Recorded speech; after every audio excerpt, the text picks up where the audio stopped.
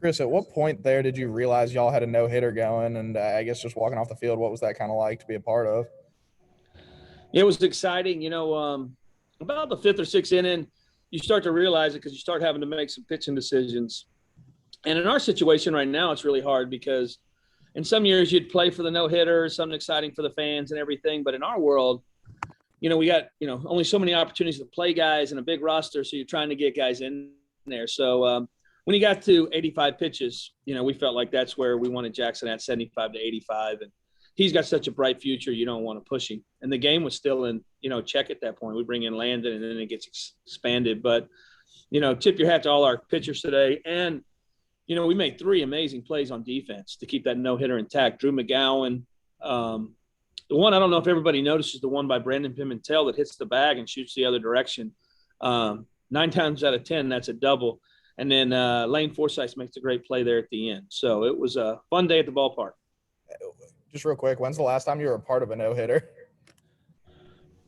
Man, I'm trying to think. Maybe the Citadel, so maybe in the Citadel when I was a part of a no-hitter. It's been a while, but I could be wrong on that, but that's the one I remember. Daniel? Coach, this is the third straight weekend y'all have played a rubber game for the series, and y'all are now 3-0 in those games. Do you think y'all are at your best under pressure? And if so, what makes y'all so successful with your backs against the wall?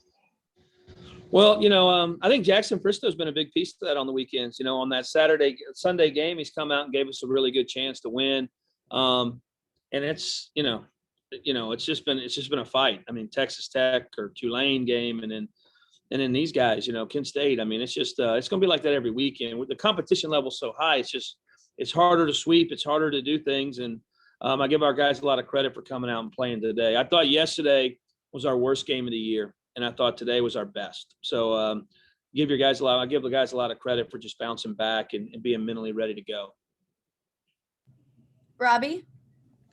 Coach, lost in that no-hitter was the offense and what y'all were able to do at the plate. You shook it up today with that lineup, got some new faces in there, moved Cam over to third base and got Lane in there and DeBrule at the top of the order. What was your thought process going into that, and how did you feel like it worked out for you today? Well, it worked out good. The guys played well. That's really what it comes down to. It's I knew going in before yesterday, we were trying to get Lane a start. I'm trying to get some other guys to start. I got Tanner Leggett one last week. It's, in this times that we're in, you got to have guys ready to play, even not because of injuries, So we switch it up a little bit there to get some new guys in the lineup and switch up, just a couple things. It'll keep switching as the year goes on because some guys will get hot. Some guys will go through, some low times. But I was happy with, Scotty DeBrule was good today. But I thought Rowdy was great in the 2-hole. I thought he gave us some really big at-bats. And it was fun to see everybody swing. I mean, we expanded it there when we put a lot of extra guys in the lineup, and those guys played great. And those guys deserve as much opportunity to get out there and play. How difficult has it been just to manage that from, both sides of the coin? You got 27 pitchers, and you got some really good hitters. Case Gardner can't get in there right now because of your 2 catchers. How difficult is that to manage this roster when you have all that talent? You're trying to get them some playing time. And it's really hard when you're trailing most games, so we've been, we just haven't started great. So we've been behind. So we don't get to use as many pieces. It's been difficult. Hopefully we'll get a chance to play a little bit more in front, here on out and get those guys. Because we have some really good players who haven't had a opportunity to get out there because the games have been so tight. And usually the decision that's made is on defense, trying to put your best defenders out there. So sometimes some good hitters, Kite McDonald, look what he's done in the last 2 days, just getting some swings off. So been excited to see him play and some other guys. Steve? Coach, what was it like in the dugout with those guys? I know how superstitious baseball players can be, but how were your guys kind of managing that? Maybe I just oblivious, but they were pretty good. Our guys were bouncing around. Like a normal day. I'm sure everybody knows, you're not supposed to talk about it. So I didn't hear anybody bring it up, but it was just, it was fun to watch, especially after you got past the 5th or 6th. I know those Mikey Tepper innings. And then, Cam even coming in late. We thought Cam was going to come in and face a couple lefties, and then they flipped the lineup on us.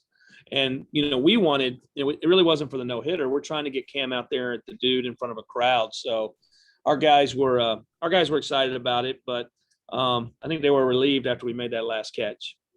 I know you've been a baseball guy a long time, but when you see Drew McGowan lay out full extension there, giving you an incredible effort to keep it intact, did you kind of have a feeling something cool might be happening? Yeah, I felt so. I mean, I felt there was a couple hard hit balls by them. They hit a one or two to Scotty DeBrule early up the middle and were played there. And then Pimentel catches that ball late. That's when I thought, I just didn't know we'd be tested on the last ball of the game. That was a really tough play that Lane made. Ben? Chris, I know we've talked a lot about Jackson as a guy, that is really talented. Just to see him come out and pitch the way he did today, just what did that kind of show? And I guess what about his game makes him so effective? It's a lot of poise for a young kid, a lot of poise. And it's, you got to look at the radar gun to see if, it's a mid-90s fastball, but it's also a plus slider. And he's really learning how to command it. I think that's the biggest thing is, putting that ball in good spots of the plate. And it's just hard. Big kid, throws hard, and you can't run on him. He does a lot of good things out there. And, the fun part for me is I feel like every week we see him, he's getting better. He's improving. He's really he's one of those guys that takes a lot of pride in his daily work, and you can see it coming out in his game work all the time. I just feel like he keeps getting better and better. And just seems like Jackson's a decently emotional guy on the mound. Just how much is that something that guys can feed off of in the field? Well, I think it's good. I mean, he is emotional. He gets he's been less as time's gone on. His first outing was real emotional, and Tulane was emotional. I felt like he was a lot more in check this weekend. It's probably why he was able to pitch with that with the velo longer than normal, or maybe he's building up to it. But I think, early in the year we had some of those really big starts, and he was, it's emotional and it takes away from you a little bit. All right. Do we have any more questions? Thank you, Coach. Thank you all. Have a good day.